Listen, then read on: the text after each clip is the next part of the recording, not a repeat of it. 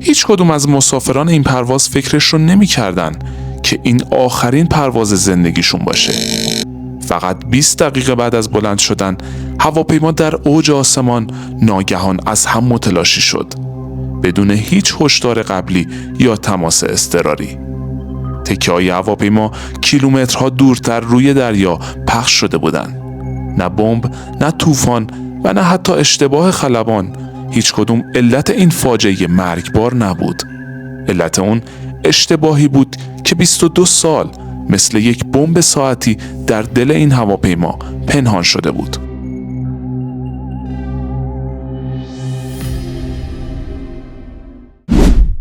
همه ای ما حداقل یک بار تو زندگیمون سوار هواپیما شدیم، اما تا حالا فکر کردین که یک هواپیمای غول‌پیکر چطور ممکنه ناگهان و بدون هیچ اخطار قبلی در یک چشم به هم زدن وسط آسمون متلاشی بشه؟ این دقیقاً همون اتفاقیه که برای پرواز 611 رخ داد. و چیزی که این حادثه رو مرموزتر میکنه اینه که این اتفاق به خاطر یک اشتباه قدیمی رخ داده.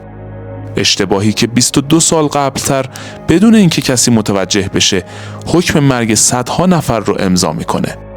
تا انتها همراه من باشین تا راز پنهان این فاجعه رو کشف کنیم.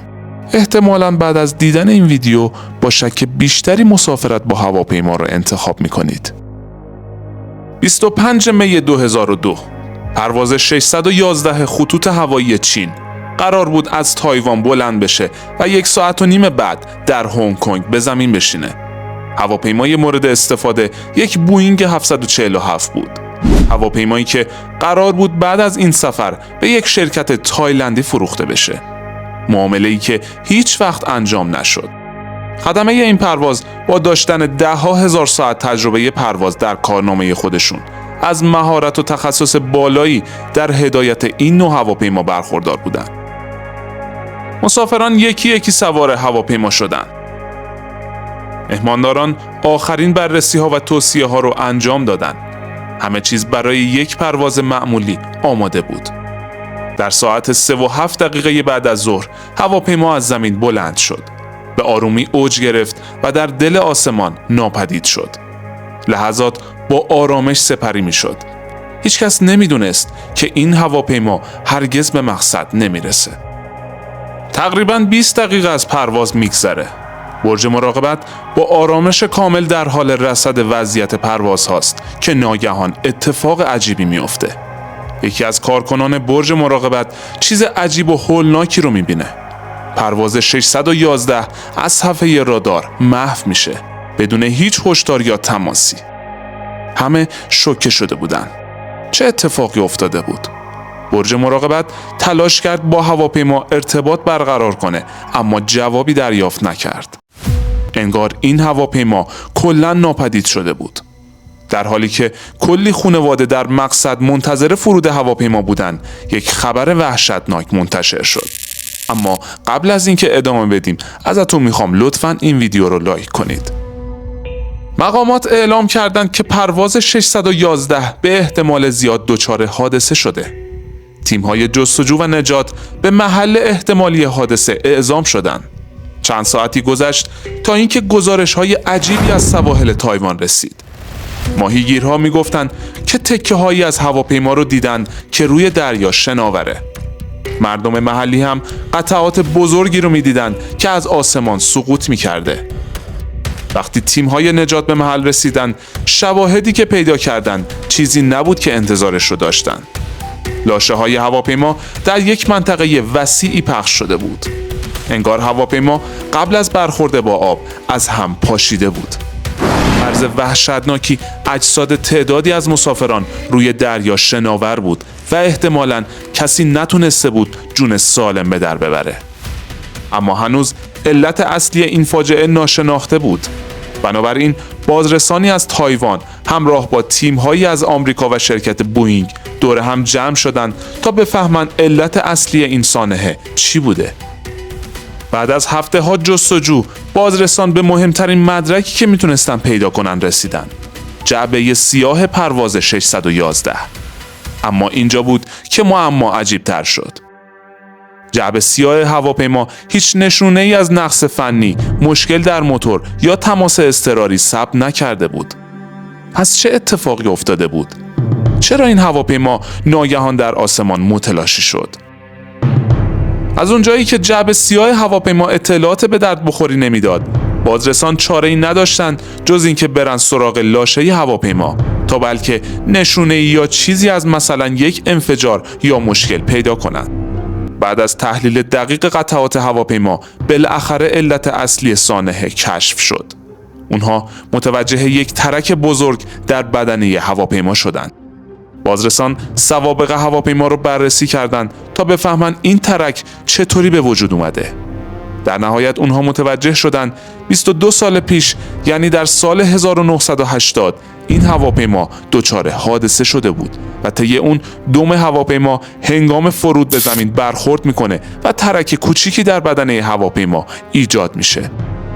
بعد از اون مهندسین وقت سعی کردن این ترک رو برطرف کنند و اون رو تعمیر کنند. اما اونها به جای تعمیر اصولی فقط یک صفحه فلزی روی اون میگذارن. راه حلی ساده اما غیر استاندارد که حکم یک بمب ساعتی رو در دل این هواپیما داشت. چون سالها بعد این ترک آروم آروم رشد میکنه تا اینکه بالاخره فاجعه وحشتناکی رو رقم میزنه.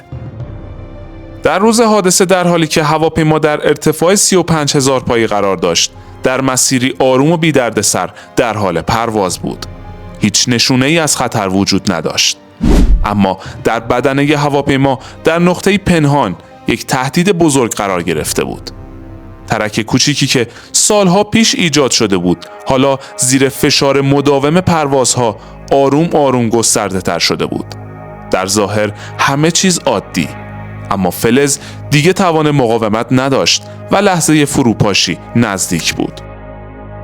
سرانجام به دلیل اختلاف فشار داخل و بیرون در کسری از ثانیه، بدنه هواپیما در نقطه‌ای که آسیب دیده بود تحت فشار زیاد از هم شکافته شد. بدنه هواپیما از وسط پاره میشه و در عرض چند ثانیه کابین مسافران تحت تأثیر کاهش فشار به جهنمی غیر قابل تصور تبدیل میشه. بدنه هواپیما کاملا از هم متلاشی شد و به توده‌ای از قطعات معلق در آسمان تبدیل شد و سقوط کرد.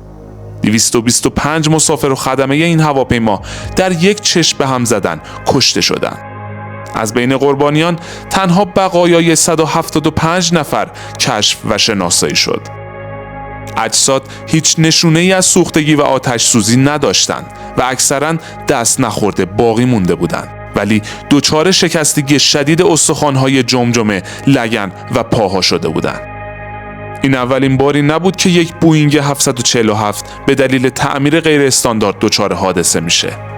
17 سال قبل از این حادثه، در سال 1985 پرواز 123 خطوط هوایی ژاپن هم به دلیل تعمیر ناقص و غیر اصولی در قسمت دم هواپیما در آسمان بعد از دست دادن تثبیت کننده عمودی سقوط میکنه و از 524 مسافر فقط 4 نفر زنده موندن و بقیه جون خودشون رو از دست دادن. پیشنهاد میکنم ویدیوی این صحنه رو هم که در کانال هست تماشا کنید. بعد از این حادثه قوانین ایمنی سخت گیرانه تری وضع شد. بازرسی های بیشتری برای هواپیماهای قدیمی انجام گرفت.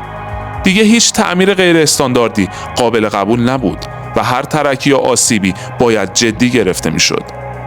با همه این اوصاف، این اتفاق فقط یک درس بزرگ داشت و اونم این که گاهی اوقات حتی یک اشتباه کوچیک و ساده میتونه نتایج مرگبار و جبران ناپذیری به همراه داشته باشه. ممنون که تا انتها همراه من بودین.